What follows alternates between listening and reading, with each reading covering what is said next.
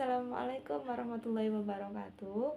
Bu Arum akan menjelaskan materi tentang listrik dinamis. Sebelumnya kita sudah membahas tentang listrik statis, di mana listrik statis adalah listrik yang diam dan sifat kelistrikannya itu hanya sementara. Beda dengan listrik dinamis. Kalau listrik dinamis itu adalah listrik yang bergerak.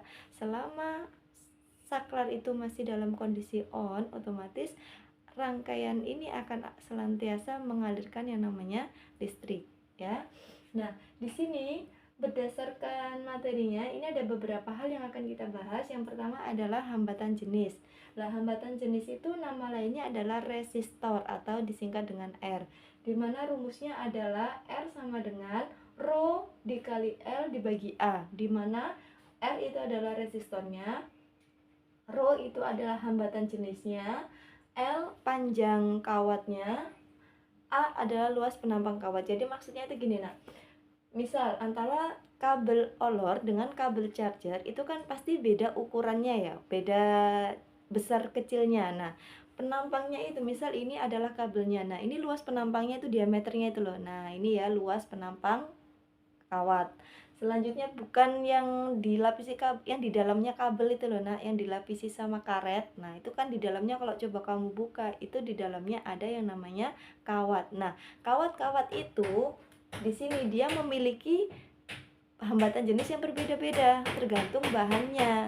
Misal hambatan jenis antara kabel olor sama kabel cas itu pasti beda karena nanti masuk ke dalam powernya itu akan beda-beda. Misal untuk berbagai jenis charger aja wes, ada yang fast charging, ada yang tidak, ada yang 33W, ada yang ampere, ada yang cuma 20. Jadi itu beda-beda tergantung pada hambatan jenis, tergantung pada panjang kawatnya dan juga penampang luasnya. Jadi kurang lebih seperti itu ya aplikasinya dalam kehidupan sehari-hari.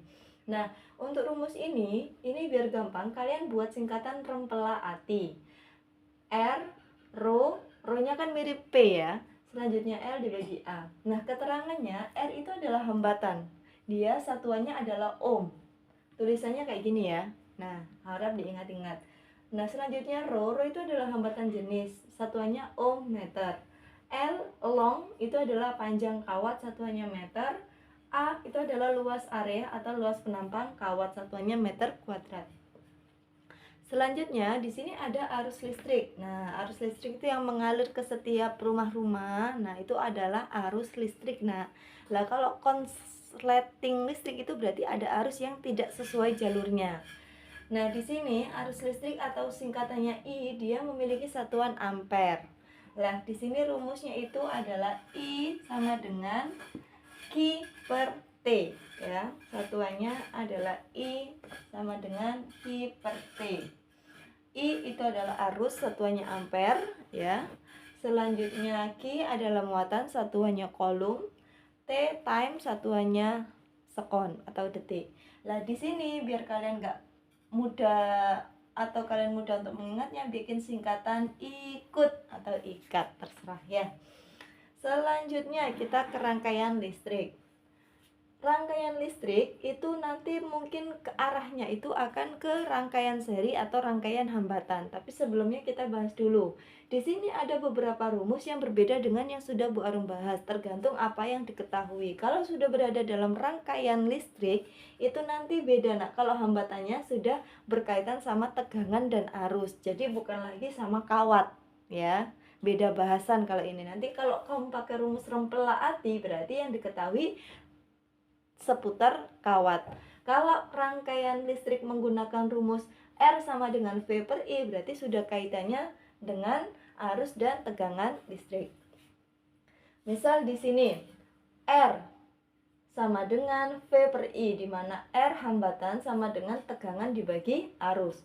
Jadi tegangan listrik itu adalah tinggi rendahnya tegangan yang mengalir pada suatu rangkaian listrik. Misal di rumah sama di pinggir jalan yang tiang listrik itu loh, nah kabelnya itu kan berbeda-beda, tegangannya itu lebih besar di sana, kayak trafo itu loh. Nah, di sana itu trafo itu kan mengandung apa ya, kayak semacam listrik yang dialirkan ke rumah-rumah. Nah, tegangan listrik yang ada yang disediakan oleh PLN terutama di pusatnya sana, itu otomatis kan induknya listrik itu kan otomatis tegangannya pasti jauh lebih besar, kayak trafonya itu lebih gede daripada yang ada di sekitar rumahan ini, kayak gitu.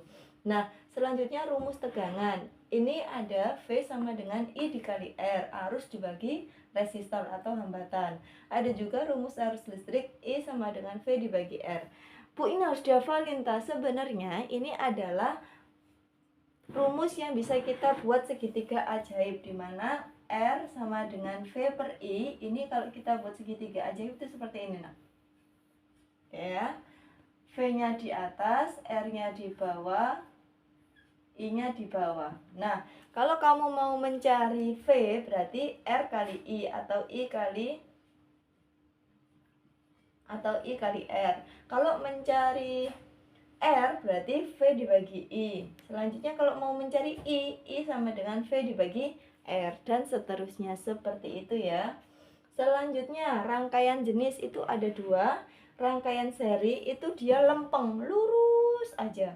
Sekalipun dibelok-belokin ya udah, cuma dibuat berliku ya, tidak ada sekat di antara rangkaian seri. Kalau paralel itu ada sekat, jadi ada kayak pembatas-pembatasnya, jadi kayak bertumpuk ya, kayak tangga. Itu untuk rangkaian paralel seperti ini. Nah, untuk jumlah resistornya di sini rangkaian seri itu cukup ditambah. Jadi di sini ada hambatan 1, hambatan 2, hambatan 3. Misal di sini saya kasih lampu 1, lampu 2, lampu 3. Nanti di sini resistornya itu tinggal dijumlah. Berarti misal ini R1-nya itu 5, R2-nya 10, R3-nya 8. Nah, nanti tinggal ditotal. Kalau rangkaian paralel itu nanti rumusnya itu diper 1 per R1, 1 per R2, 1 per R3. Jadi berbeda rumus. Baik, ini dulu saja untuk pertemuan kita kali ini. Insya Allah pertemuan berikutnya kita lebih condong ke contoh soal sama tentang hukum Kirchhoff. Oke ya, semoga bisa dipahami dengan baik. Kurang lebihnya baru mohon maaf. Wassalamualaikum warahmatullahi wabarakatuh.